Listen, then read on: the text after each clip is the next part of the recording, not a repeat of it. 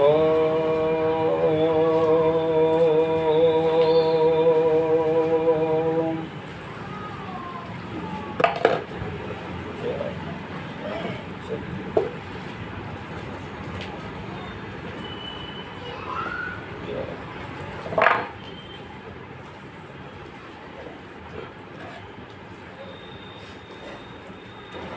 ओम विश्वानि देव सवितदुरितानि परशुवे यद्भद्रं तन्ने आसुवे। देखिए, पहले से मेरा मुक्ति का विषय है और मुक्ति प्राप्त करना। आज का जो आर्यवेद दर्शन पर रहेगा वो ये रहेगा, जो जब मृत्यु हो जाती है तो हम उस मृतक का अंतिम संस्कार कैसे करें। जो वैदिक रीति से वेदों में जो आया है, ऋषियों ने जो प्रेषण दिया है, मैं आज उसी की चर्चा करूँगा। देखिए, अंत्येष्टि कर्म विधि वक्ष्याम। अंत्येष्टि कर्म उसको कहते हैं कि जो शरीर के अंत का संस्कार है और जिसके आगे उस शरीर के लिए कोई भी अन्य संस्कार नहीं है। इसी को नरमेध, पुरुषमेध, नर याग, पुरुष याग भी कहते हैं। देखिए, ये यजुर्वेद का वो था।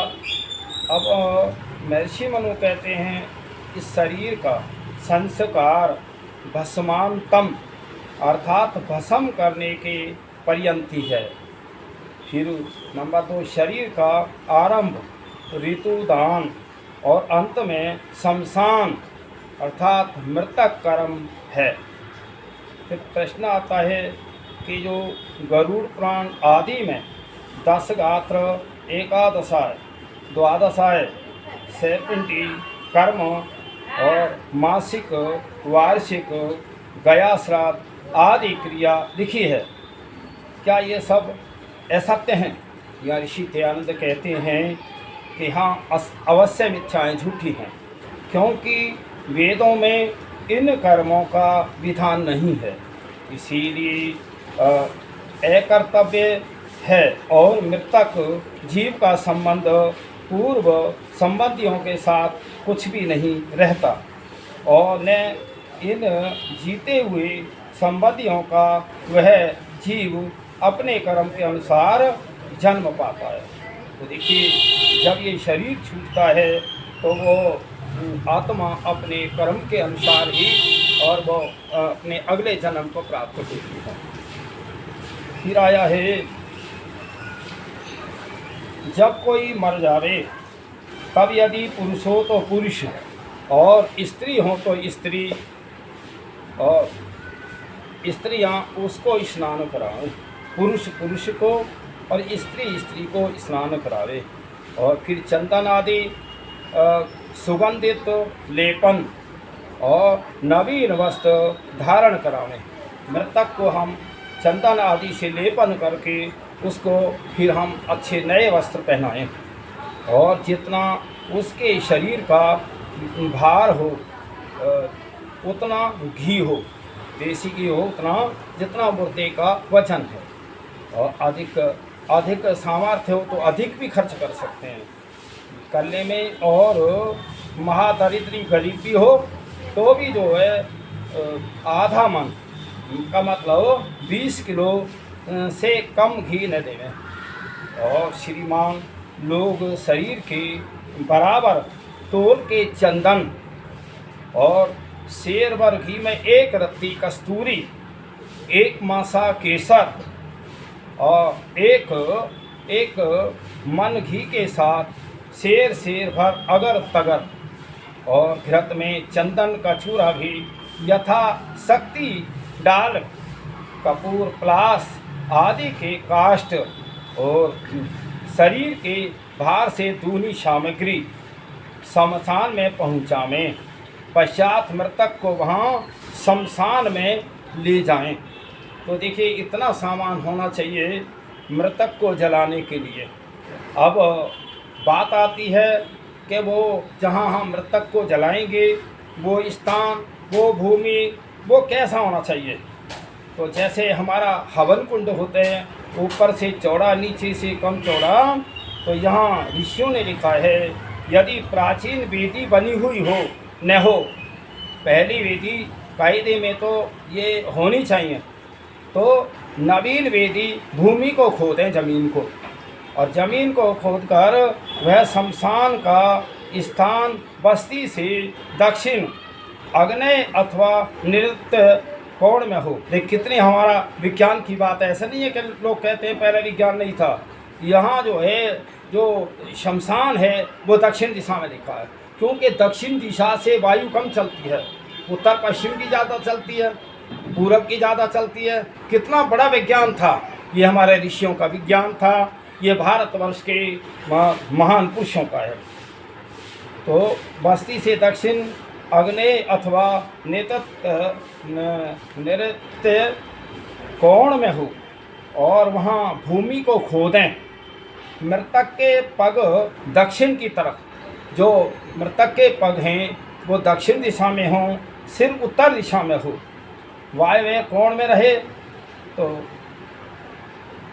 आग्नेय कोण में रहे, सिर ईरान उत्तर वायव्य कोण में रहे। अब आता है मृतक के पग की ओर वेदी के तले में नीचा और सिर की ओर ऊंचा रखा जाए।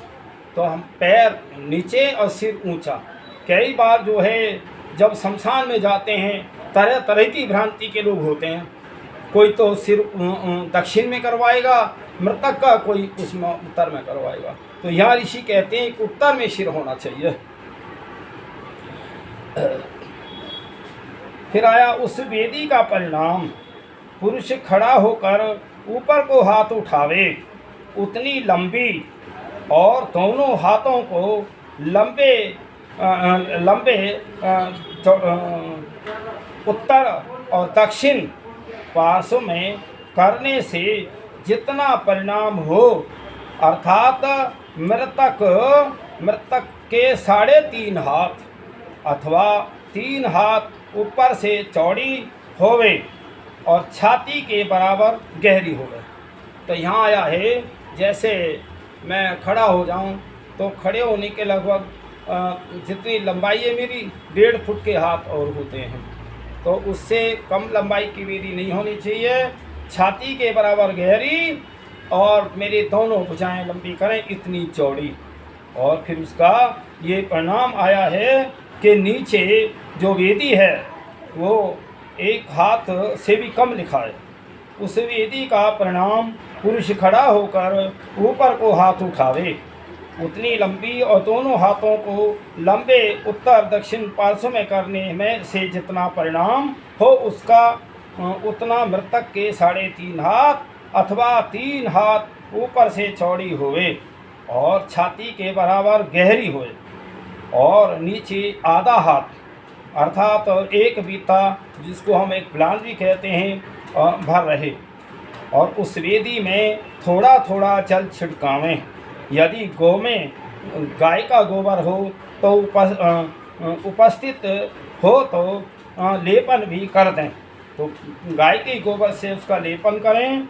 उसमें नीचे से आधी वेदी तक लकड़ियाँ चिनें और नीचे के भीति में ईंटें चिनी जाती हैं और जैसे दीवार चिनी जाती है इस प्रकार हम उन लकड़ियों को चुनें, अर्थात बराबर जमा कर लकड़ियाँ धरें।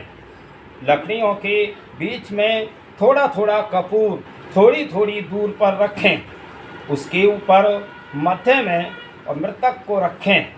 जब 1 हाथ लगभग हमारी लकड़ियाँ नीचे पहले बिछा दें और तब मृतक को रखें।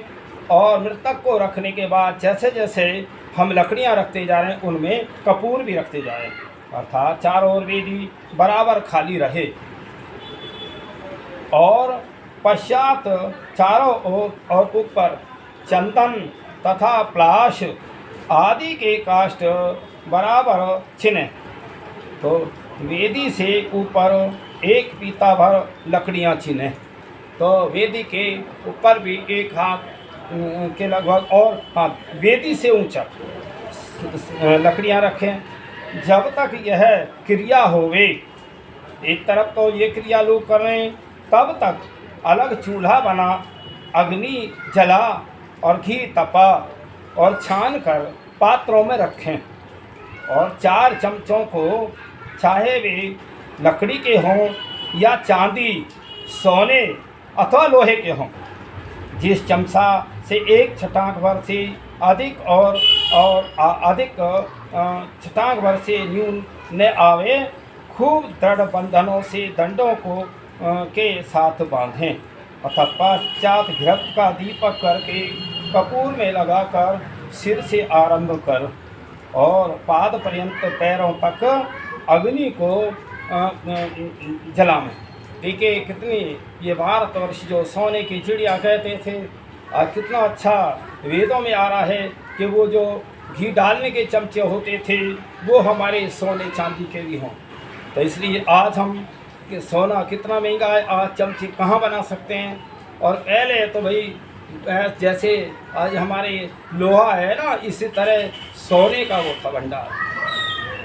तो फिर इस प्रकार करते हुए और फिर मंत्र बोलेंगे, अग्नि प्रारंभ कर दी। ओम अग्नये स्वाहा, ओम सोमाये स्वाहा, ओम लोकाये स्वाहा, ओम अनुमताये स्वाहा, ओम स्वर्गाय लोकाय स्वाहा। ये मंत्र बोल करके अब हमने अग्नि प्रारंभ हो गई। तो अब जो 4 चमचों से घी डालना है और कुछ व्यक्ति सामग्री भी डालते रहें। तो इस प्रकार ये लिखा है ऋषियों ने कि इन ऋग्वेद के मंत्रों से चारों जने 17 आहुति देकर और निम्नलिखित मंत्रों से उसी प्रकार आहुति देवें। तो ये बाद में फिर 63 आहुतियाँ हैं यजुर्वेद की। इन 63 मंत्रों से 63 आहुति पृथक पृथक देवें और निम्नलिखित मंत्रों से आहुति देवें। मंत्र ये सारे मंत्र भी हैं। मंत्र तो मैं अभी बहुत बड़ी व्याख्या हो जाएगी, तो इसलिए मैं सार ही बता रहा हूँ तुम्हें। तो देखिए ये 26 मंत्र होते हैं और 26 मंत्र होकर के ये सब ओम अग्नये स्वाहा, इस मंत्र से लेके मृतवे स्वाहा तक 121 मंत्र होते हैं। ये 121 मंत्रों में 4 लोग जो चमचा बांध के और वो घी डाल रहे हैं तो 484 आहुतियाँ लग गई और सामग्री अलग डाल रहे हैं और 84 और जो 2 जने आहुति देने तो 242 आहुति हो गई। यदि घृत विशेष हो तो कम कहीं नहीं लिखा ऋषियों ने, भाई यहाँ तो दूध और घी की नदियाँ बहती थी। और तो इन्हीं 121 मंत्रों से आहुति देते जाएं यथावत शरीर भस्म न हो जाए और तब तक देवें। कितनी अच्छी बात है। आज तो हम शमशान में जाते हैं, थोड़ी अग्नि प्रविष्ट की और कोई 1-2 जना रह जाता, सब भाग जाते। यहाँ लिखा है कि जब तक वो शरीर पूरा न चले तब तक घृत की आहुति भी देती रहें। घृत सामग्री देखिए एक बात हो रही, इतना घृत इतनी सामग्री हमारे ऋषियों ने क्यों लिखी है। जब मुर्दा जलता है उसमें दुर्गंध पैदा होती है और वो दुर्गंध वायु में मिल जाती है सूक्ष्म होकर के, अग्नि के माध्यम से वायु में हो गई और जब सूक्ष्म होगी वायु में दुर्गंध होगी तो वो रोग का कारण होगा। जब इतना घृत और सामग्री आप डालेंगे तो वो मृदा की जो वो है वायु में उसकी सुगंधी होगी, दुर्गंधी तो होगी नहीं। तो इसलिए संसार के लोगों देखिए हम बहुत सारे, मैं अभी आगे प्रकरण को लेके जाऊंगा कि बहुत सारा तो हम खर्च करते हैं लेकिन घी सामग्री लोग नहीं ले जाते। जब शरीर भस्म हो जावे उन्हें सब जने वस्त्र प्रक्षालन स्नान करके नहा करके जिसके घर में मृत्यु हुआ हो उसके घर की मार्जन लेपन साफ सफाई शुद्धि प्रक्षालन करें।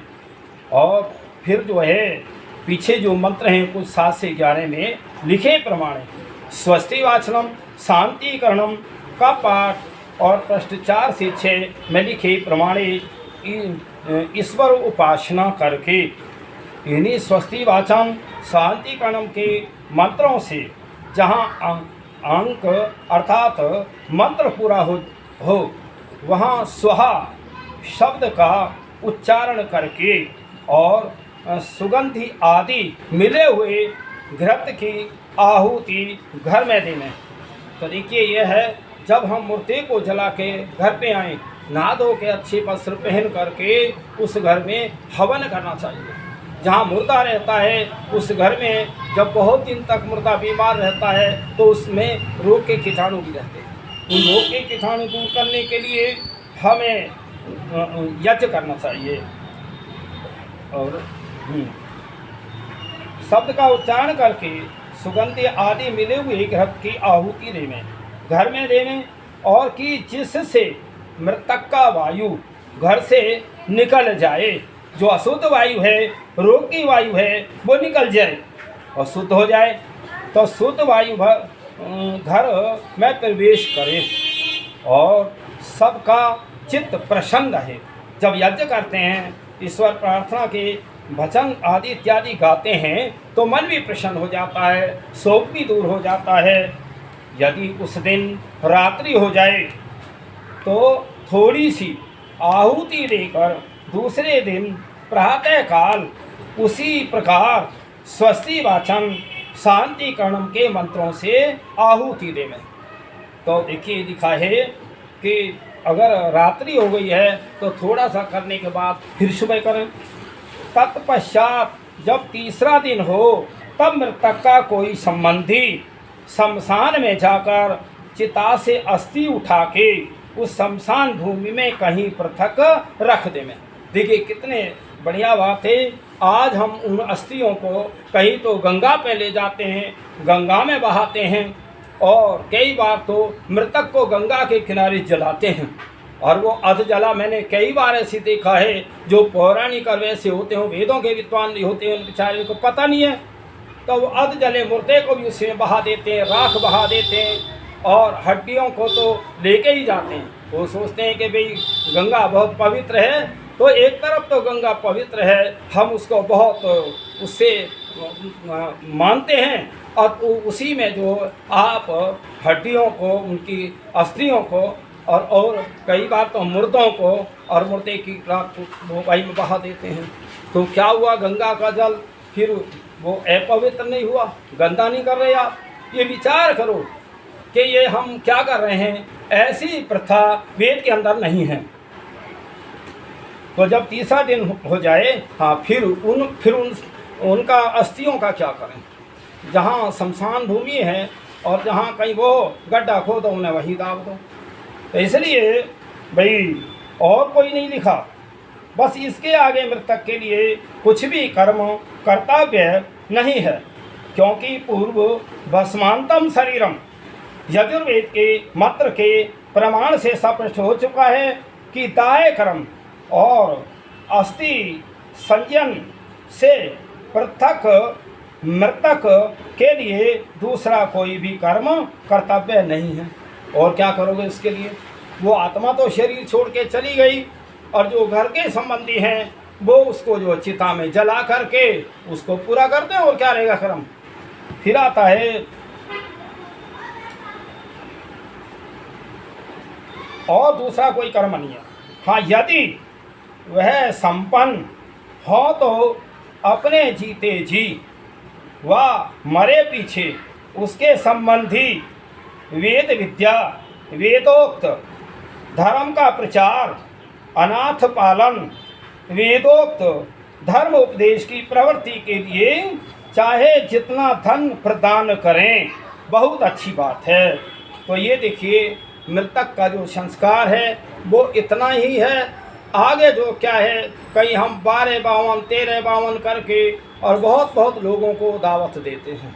तो फिर क्या कैसा लगा कि भाई हम जो है उस जो हमारे परिवार से, हमारे बीच से गया है, क्या हम उसकी खुशी मना रहे हैं जो दावत दे रहे हैं। इसलिए विचार करो कि ये उसके नाम पे आप कुछ साहित्य बांट सकते हैं अभी एक व्यक्ति गुजरे थे और वो भाई जिले के अध्यक्ष भी रहे, उनके पिताजी गुजरे, तो उन्होंने सब जितने व्यक्ति गए सबको सत्याप्रकाश दिया। तो इसलिए भाई हम और तो कोई कर्म है नहीं, और जितने दिन हम वो उनका वो करें कोई शुद्धि या अंतिम वो करें शांति दिन, उतने दिन तक हम हवन करते रहें। और किसी को खाना खवाना या बहुत जहाँ कहीं गया कहीं वो श्राद्ध और कहीं वो करना, ये वेद के विरुद्ध है। इसलिए मृत्यु के बाद अब कफन, मृत्यु पे मृत शरीर पे कफन होता है, तो कफन डालना चाहिए। कफन के बाद एक दो जो अच्छी चादर डालो, दुशाली वगैरह, उसके बाद जो कपड़ा बहुत डालते हैं, 50-50, 100-100 चादरें हो जाती हैं, 100-100 साड़ियाँ हो जाती हैं। वो क्या है, आज तो हरिजन भी नहीं ले जाते हैं, और ले भी जाएं तो वो हरिजन भी इकट्ठा करके मार्केट में बेचते हैं। रोगी के ऊपर पड़ा हुआ कपड़ा और वो फिर मार्केट में नहीं जाना चाहिए, फिर वो हमारे इस्तेमाल में हो तो उसके अंदर रोग के कीटाणु हैं। ये प्रथा गलत है।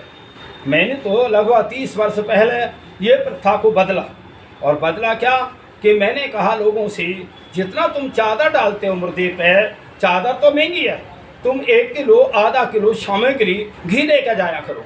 जब घी सामग्री ज़्यादा इकट्ठा हो जाएगा तो वो मुर्दा जो है उसकी वायु शुद्ध हो जाएगी। जब मेरी पत्नी गुजरी तो मैंने तो 45 किलो देसी घी और 140 किलो सामग्री हो गई, और मैंने लोगों से कहा, कई सौ लोग थे, मैंने गिरी जिधर ये हवा जा रही है उधर सब खड़े हो जाओ।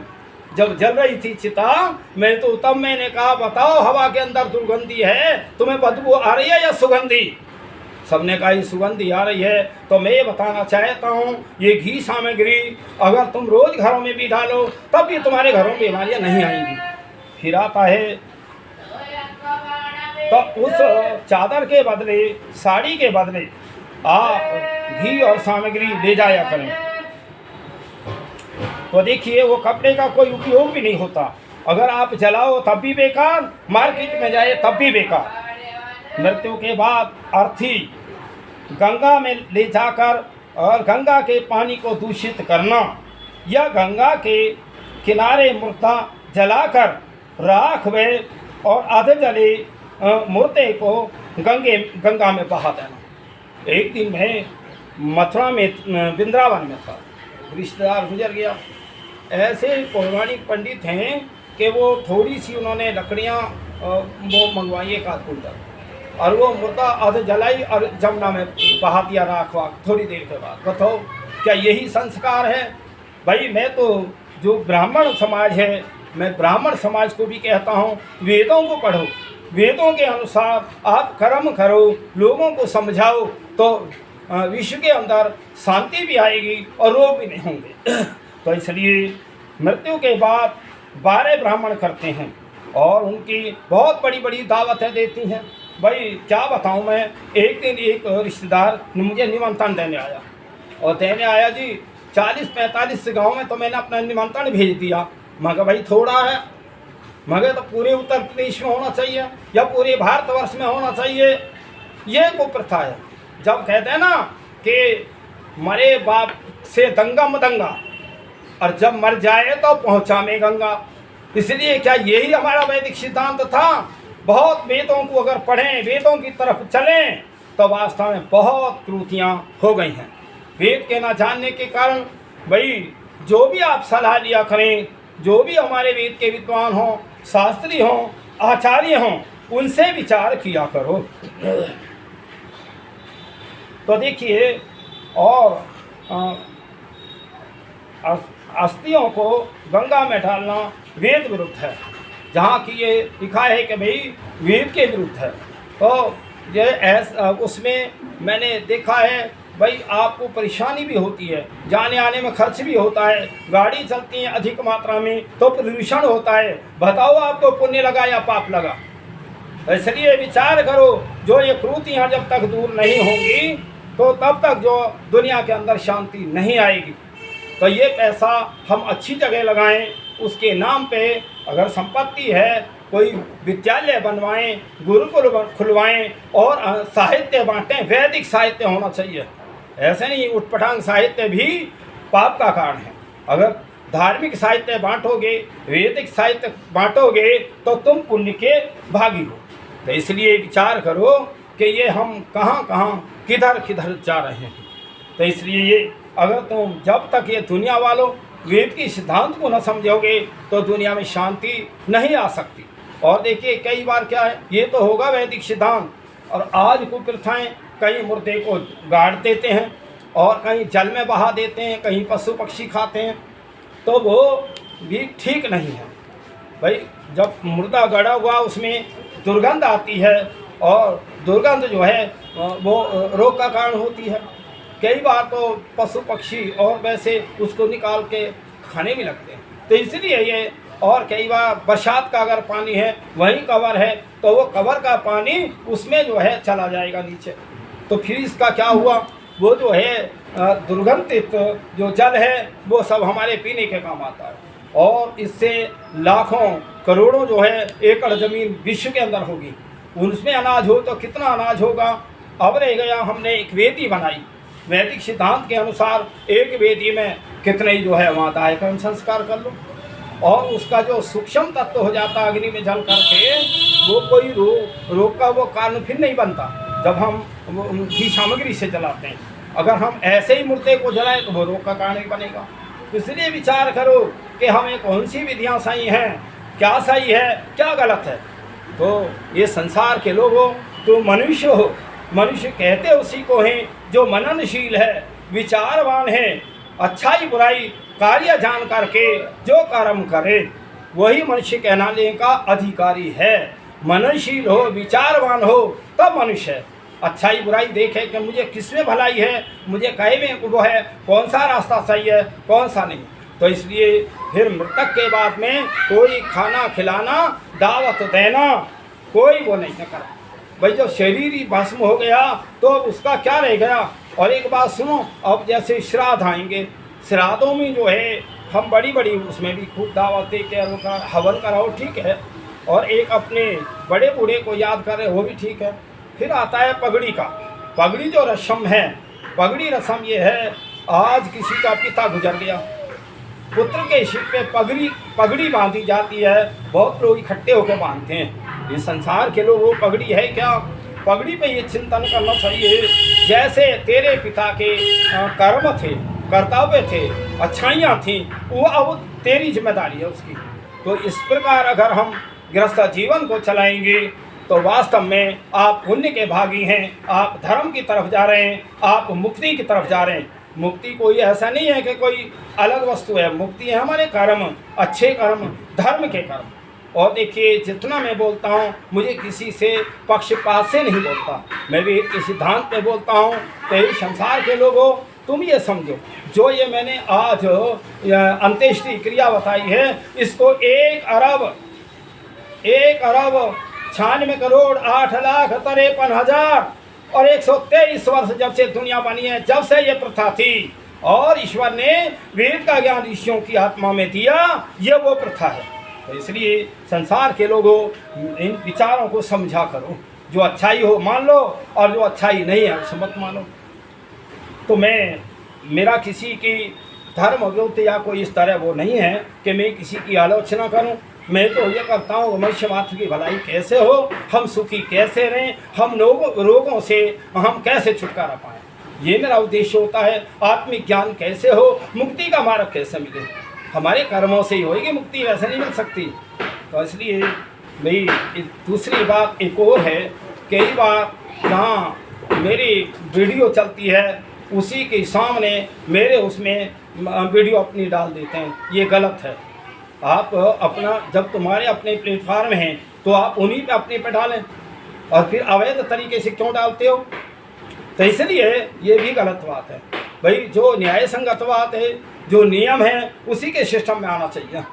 तो इसलिए ऐसी गड़बड़ भी मत किया करो, तो जिससे अगर किसी दूसरी आत्मा को मेरे कारण से दुख होता है तो समझो वो पाप है, और जो मैं कह रहा हूँ दूसरी आत्मा को सुख होता है तो समझो मैंने पुण्य कमाया, यही मुक्ति का कर्म है और यही जन्नत का कर्म है, नरक का कर्म है।